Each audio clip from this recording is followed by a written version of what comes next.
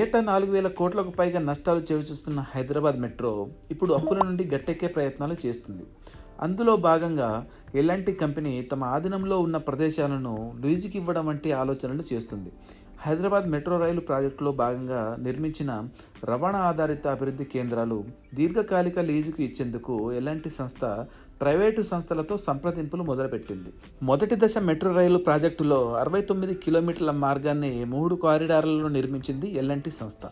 అదే సమయంలో Miyapur to LB Nagar మార్గంలో పంజాగుట్ట, ఎర్రమంజిల్, ముసారాంబాగ్ ప్రాంతాల్లో 3 మెట్రో మాల్స్ను నిర్మించగా, నాగోల్ టు రాయదుర్గం మార్గంలో హైటెక్ సిటీ వద్ద ఒక మాల్ను నిర్మించింది. మొత్తం 4 మాల్స్ ఉండగా వాటి మొత్తం విస్తీర్ణం 12 లక్షల చదరపు అడుగుల వరకు స్పేస్ ఉంది.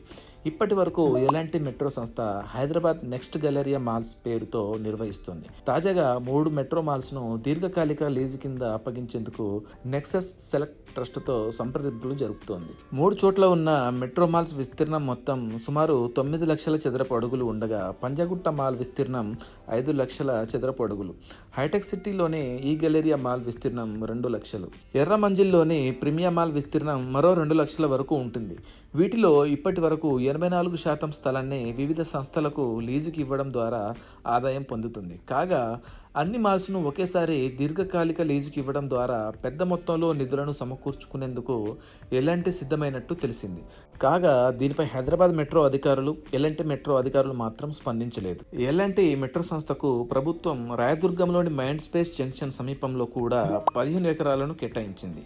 అందులో ఇప్పటికే రవాణా ఆధారిత అభివృద్ధిలో భాగంగా బిజినెస్ పార్క్ టవర్ 1ను నిర్మించారు. మిగతా ఖాళీ స్థలాన్ని మొత్తంగా ఇతర సంస్థలకు గతేడాది దీర్ఘకాలిక లీజుకు ఇచ్చింది. దీని ద్వారా సుమారు 1200 కోట్లు ఒకేసారి సమకూర్చుకున్నట్లు సమాచారం. మొత్తానికి ఇప్పుడు ఉన్న నష్టాల బారి నుండి తప్పించుకుంటే తర్వాత లాభాల బాట పట్టొచ్చనే ఆశలో ఉంది ఎల్ఎన్టీ సంస్థ.